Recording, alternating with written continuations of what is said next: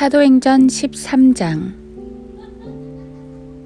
당시 안티옥에 있는 교회에는 몇 명의 선지자들과 교사들이 있었는데, 즉 바나바와 니겔이라고 하는 시므온과 쿠레네 사람 루키오와 영주 헤롯과 함께 자란 마나엔과 사울이라.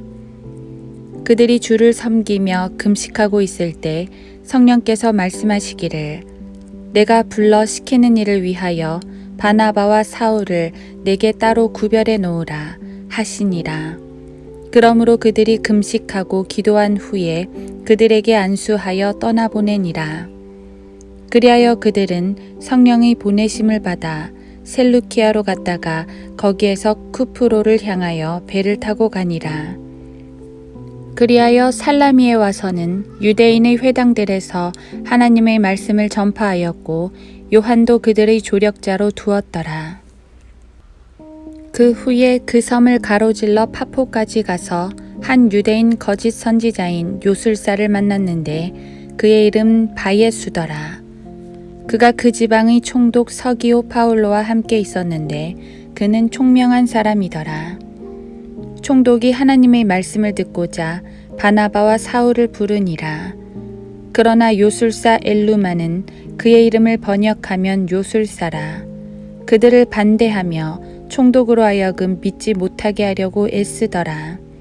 그때 바울이라고도 하는 사울이 성령으로 충만하여 그를 주목하고 말하기를, 오 모든 간교와 악행으로 가득 찬 너 마귀의 자식아, 너 모든 의의 원수야. 내가 주의 의로운 길에서 돌아서게 하는 일을 그치지 못하겠느냐.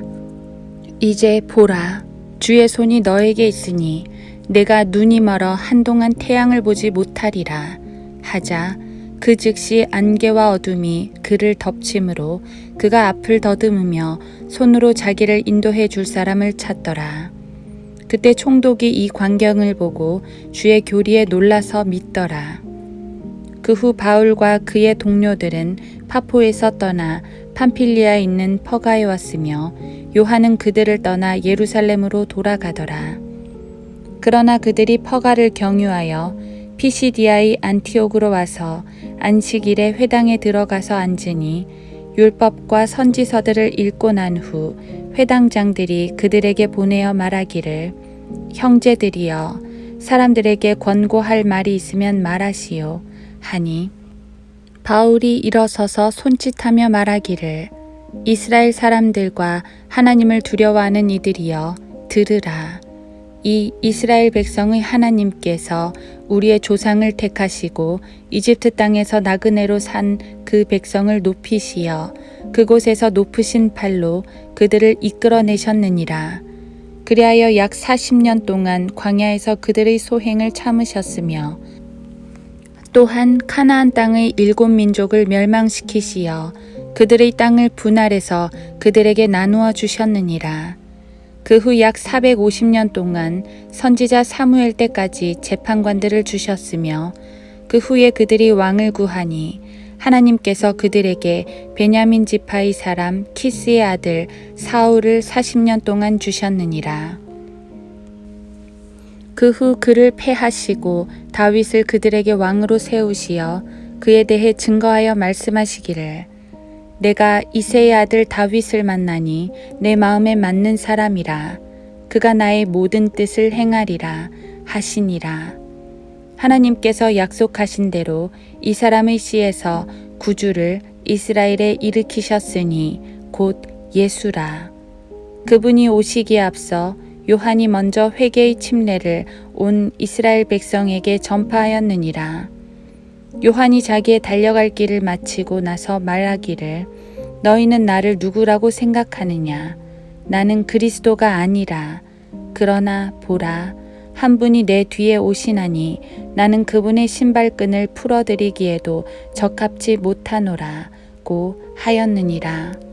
형제들이여, 아브라함의 자손과 너희 가운데 하나님을 두려워하는 모든 자들이여, 너희에게 이 구원의 말씀이 보내진 것이거늘, 예루살렘에 거하는 자들과 그들의 관원이 그분을 알지 못하였고 안식일마다 읽히는 선지자들의 말씀을 알지 못하였기에 그들이 그분을 정죄하여 말씀들을 성취시켰도다. 그들이 죽일 만한 어떤 죄과도 찾지 못하였으면서 그를 죽여야 한다고 빌라도에게 간청하였느니라. 그분에 관하여 기록된 모든 것이 성취되니 그들이 그를 나무에서 내려 무덤에 안치하였으나 하나님께서 그를 죽은 자들로부터 살리셨고 그가 갈릴리에서부터 예루살렘까지 그와 함께 동행한 사람들에게 여러 날 보이셨으니 그들이 백성에게 그분의 증인이 된 것이라. 이제 우리가 너희에게 기쁜 소식, 즉 조상들에게 하신 약속을 하나님께서 예수를 다시 살리심으로써 그들의 자녀인 우리에게 어떻게 동일하게 이루셨는가를 선포하노라.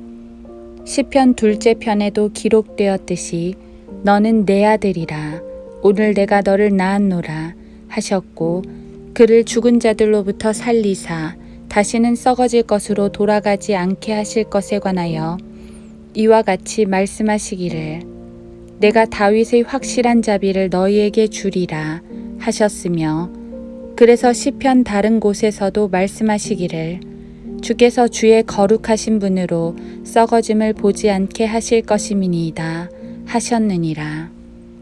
다윗은 그의 당대에 하나님의 뜻을 따라 섬기다가 잠들어 그의 조상 곁에 묻혀 썩어짐을 보았으나 하나님께서 다시 살리신 그는 썩어짐을 보지 않았느니라. 그러므로 형제들아 너희가 알 것은 이분을 통하여 너희에게 죄들의 사함이 선포되었으며 너희가 모세의 율법으로는 의롭게 되지 못하였던 그 모든 일에 있어서도 믿는 자는 모두 그분을 통하여 의롭게 된다는 것이니라. 그러므로 선지자들로 말씀하신 것들이 너희에게 임하지 않도록 조심하라. 보라, 너희 경멸하는 자들아, 놀라서 패망하라. 내가 너희의 날에 한 일을 행하리니 누가 그 일을 너희에게 말해줄지라도 너희가 그것을 결코 믿지 않으리라고 하였느니라 하니라. 유대인들이 회당을 떠날 때 이방인들이 간청하기를 다음 안식일에도 자기들에게 이런 말을 해달라고 하더라. 그 집회가 끝난 후에 많은 유대인들과 유대교로 개종한 경건한 사람들이 바울과 바나바를 따르니 두 사도가 그들에게 권고하여 말하기를 하나님의 은혜 안에 꾸준히 있으라고 하더라. 그 다음 안식일에는 온 성읍이 거의 다 하나님의 말씀을 들으려고 모이더라. 그러나 유대인들이 무리를 보자 시기로 가득 차서 바울이 말한 것들을 대적하여 반박하고 모독하여 말하니라. 그때 바울과 바나바가 담대하게 말하기를 하나님의 말씀을 먼저 너희에게 전해야 하는 것이 마땅하나 너희가 그 말씀을 외면하고 너희 스스로가 영생을 받을 자격이 없다고 판단하니 보라, 우리가 이방인들에게로 향하노라. 이는 주께서 우리에게 명하시기를 내가 너를 이방인들의 빛으로 세웠으니 너는 땅 끝까지 구원을 베풀라 하였음이라 하더라. 이방인들이 이 말을 듣자 기뻐하며 주의 말씀을 찬양하였고 영원한 생명을 얻기로 정해진 자들은 다 믿더라. 그리하여 주의 말씀이 온 지역에 퍼지니라. 그때 유대인들이 경건하고 존경받는 부인들과 그 성읍의 지도층 사람들을 선동하여 바울과 바나바에게 박해를 가하고 자기들의 지경에서 쫓아냈으나 두 사도가 그들을 향해 자기 발에서 먼지를 떨고 이코니움으로 왔으며 제자들은 기쁨과 성령으로 충만하더라.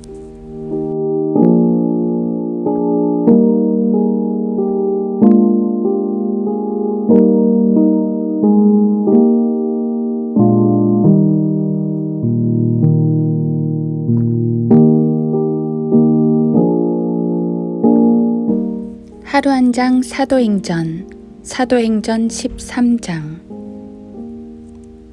너희가 모세의 율법으로는 의롭게 되지 못하였던 그 모든 일에 있어서도 믿는 자는 모두 그분을 통하여 의롭게 된다는 것이니라. 사도행전 13장 39절. 하나님께서 사람들을 죄의 환경에 놔두시는 이유는 그들 자신이 얼마나 연약한 죄인인지를 알게 하시려는 것입니다. 자신을 수양하고 도덕을 연마하며 법 질서를 지켜보라지요. 열심히 수양하면 할수록 죄의 굴레에서 빠져나올 수 없는 비참한 죄인임을 깨닫게 됩니다. 종교 의식을 지키는 것도 소용이 없습니다. 일시적 위안을 얻을지는 모르지만 다시금 죄를 향하는 자신을 보게 됩니다. 유대인이라고 다르지 않았습니다. 그들은 하나님의 위대한 법인 율법을 받았지만 율법으로 완벽한 인간이 될 순 없었습니다. 어찌 보면 율법은 겸손하라고 주신 법입니다. 율법을 행하려 할수록 자신이 부족한 죄인임을 깨닫게 되니 말입니다. 십계명을 지키든 희생제를 드리든 그런 것들로는 죄 자체를 씻을 수 없었습니다. 그런 유대인들에게 예수 그리스도의 복음이 전해졌습니다. 율법으로 이룰 수 없는 죄사함이 예수 그리스도를 통해 이루어진답니다. 정말로 놀라운 복음입니다.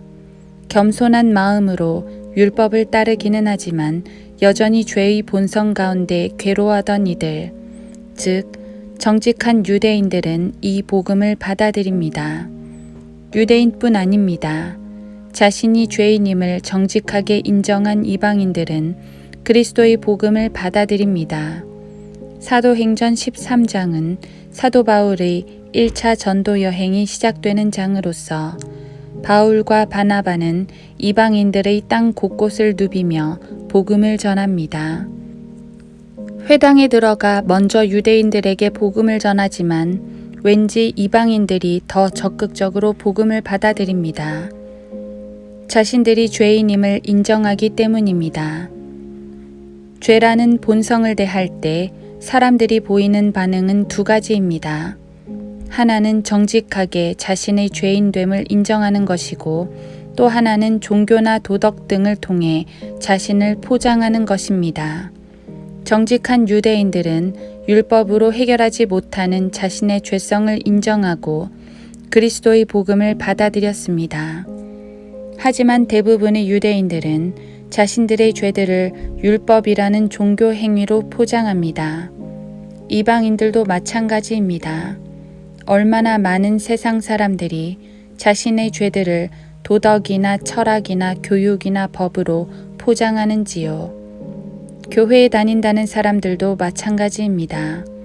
종교적 열심으로 자기 죄들을 포장하는 게 꼭 율법을 따르는 유대인들과 같습니다. 하나님께서는 그런 걸 싫어하십니다. 정직하게 자신의 죄인됨을 인정하고 겸손하게 무릎 꿇는 걸 하나님은 원하십니다. 그러면 누구라도 용서를 받고 구원을 받을 수 있습니다. 본문 39절의 상황을 가만히 생각해 봅니다. 바울이 너희가 모세 율법으로는 의롭게 되지 못하였던 그 모든 일에 있어서도 라고 말했을 때 말입니다. 그 말을 들은 유대인들의 마음은 어땠을까요? 누군가는 저자가 누군데 율법을 비난해 하고 생각했을 것입니다. 아마 대다수의 유대인들이 그랬을 겁니다. 반면 누군가는 맞아. 아무리 율법을 지켜도 마음은 항상 답답했어. 오늘에야 그 답을 찾았네 하고 생각했을 것입니다. 복음은 이런 것입니다.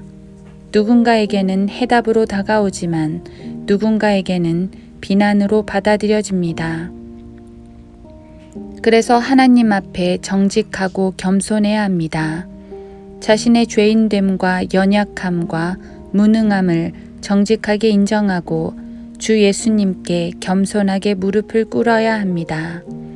그게 유일한 해답입니다.